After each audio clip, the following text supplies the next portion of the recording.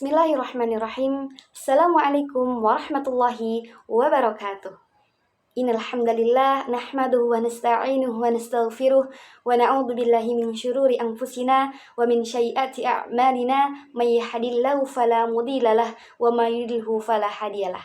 Asyhadu an la ilaha illallah wahdahu la syarikalah wa asyhadu anna Muhammadan abduhu wa rasuluh la nabiyya ba'da. Amma ba'du. Yang terhormat Ustadz Rifki Mulia Rahman ME selaku dosen pengampu mata kuliah metode pembelajaran dan menghafal Al-Quran, dan juga teman-teman semua yang sedang berbahagia. Perkenalkan, saya Siti Komariah dari program studi Ilmu Al-Quran dan Tafsir, mahasiswi semester 5 Universitas Ibnu Khaldun Bogor. Insya Allah, pada kesempatan ini saya akan membahas terkait pembahasan metode pembelajaran dan menghafal Al-Quran di Pondok Pesantren Literasi Quran Indonesia. Pondok Pesantren Literasi Quran Indonesia adalah salah satu pendidikan Al-Quran berstandar sanad, dengan tujuan untuk mencetak imam, madrasatul ula, hafiz Quran, dan para pejuang Al-Quran. Literasi Quran Indonesia berdiri dikarenakan ingin ikut andil dalam memberantas buta Al-Quran yang ada di Indonesia. Dan kami belajar terus-menerus mengamalkan hadis Nabi SAW yang diriwayatkan oleh Imam Al-Bukhari, yaitu khairukum man ta'allamal Qur'an wa 'allamah.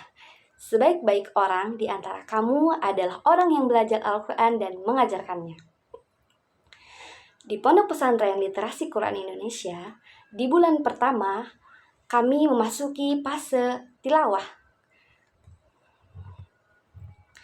Seluruh santri diwajibkan tilawah dengan target minimal 5 kali khatam dalam 1 bulan. 1 hari minimal menyelesaikan 5 juz. Kemudian, di bulan pertama, selain kami bertilawah, di setiap waktu zuhur, kami menghafal matan Tuhfatul Atfal, hadis Al-Azkar wal Adab, dan juga kami mempelajari beberapa metode yang ada di Literasi Quran Indonesia. Kemudian, pada bulan kedua hingga program selesai, kami memasuki fase tahfidz, murojaah, dan mengamalkan Al-Quran.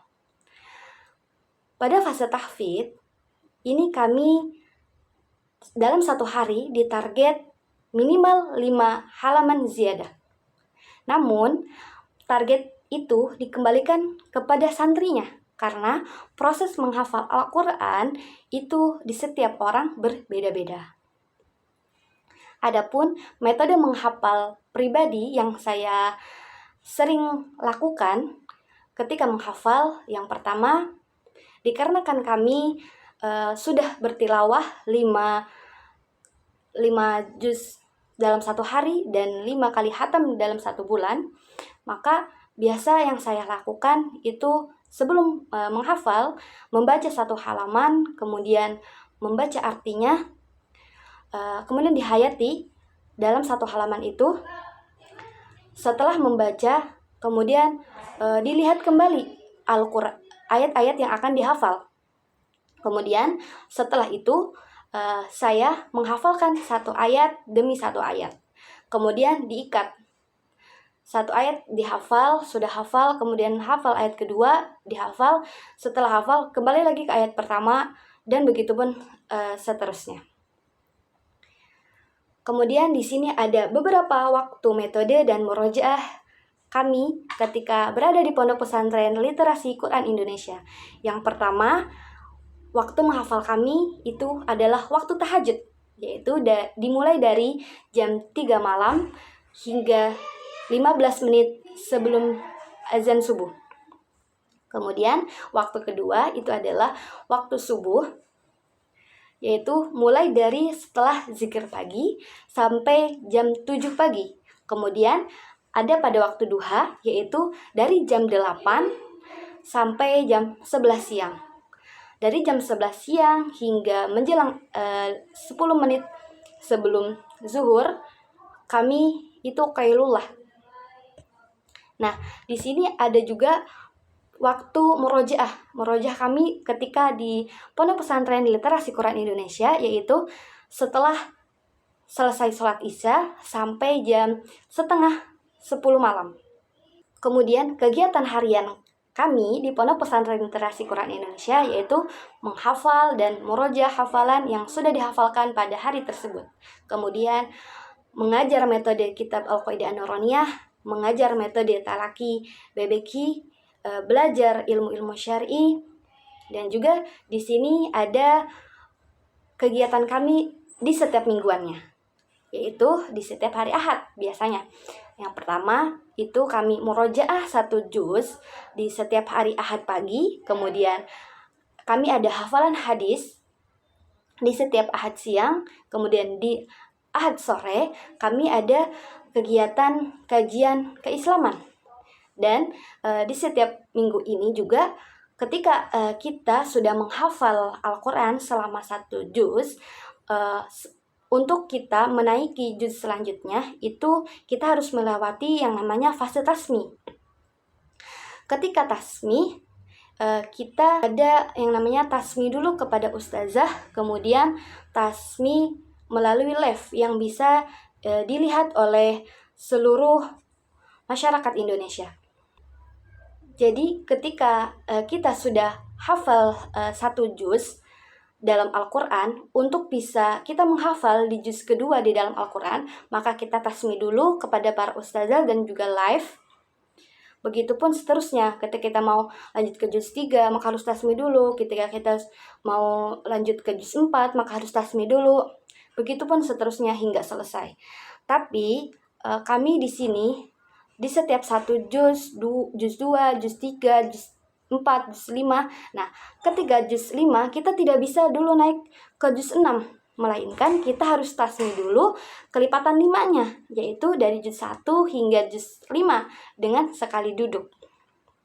Nah, jadi ketika kita selesai tasmi juz 5, maka setelah itu kita murojaah kembali dari juz 1 sampai juz 5 untuk mentasmikan kembali hafalan yang sudah dihafal, mereview hafalan yang sudah dihafal, yaitu sama, kita mentasmikan kepada para ustazah dan juga tasmi live-nya. Setelah kita selesai tasmi 5 juz, maka kita diperbolehkan untuk menghafal di juz 6.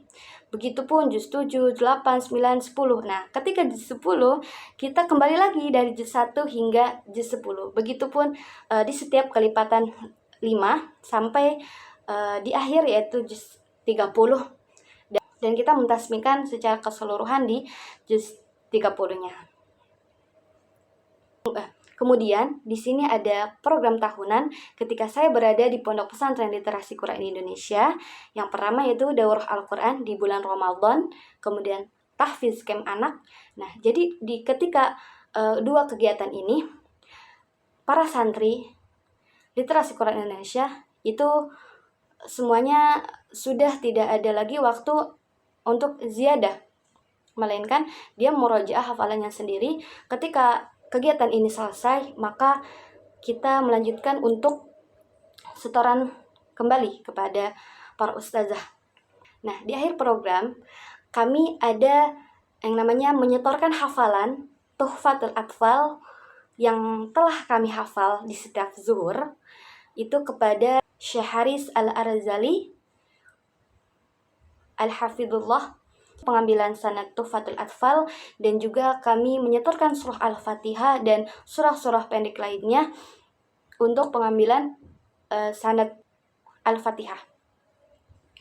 Inilah metode pembelajaran dan menghafal Al-Quran yang ada di Pondok Pesantren Literasi Quran Indonesia. Saya bangga jadi santri di Pondok Pesantren Literasi Quran Indonesia, dan saya ucapkan terima kasih banyak, jazakumullah khairan katsira, kepada para pembina, para ustadz dan ustazah yang telah membimbing, dan juga kepada para donatur. Kami berada di Pondok Pesantren Literasi Quran Indonesia yaitu selama 1 tahun. Di Pondok Pesantren Literasi Indonesia, kami tidak hanya menghafal lalu murojaah, tapi juga kami di Pondok Pesantren Literasi Quran Indonesia juga menghafal, murojaah, dan mengamalkan pelajaran yang telah kami pelajari dari Ustadz dan Ustazah. Di Pondok Pesantren Indonesia, kami memang benar-benar belajar untuk terus mengamalkan hadis Nabi SAW yang diriwayatkan oleh Imam Al-Bukhari, khairukum man ta'allama al-Quran wa 'allamah, yaitu sebaik-baik orang di antara kamu adalah orang yang belajar Al-Quran dan mengajarkannya. Syukran, jazakumullah khairan katsira. Ini yang bisa saya sampaikan. Sungguh sangat banyak kekurangan yang sudah saya ucapkan. Kekurangan murni datang dari saya dan kebenaran mutlak datang dari Allah Subhanahu wa taala. Ila liqa. Assalamualaikum warahmatullahi wabarakatuh.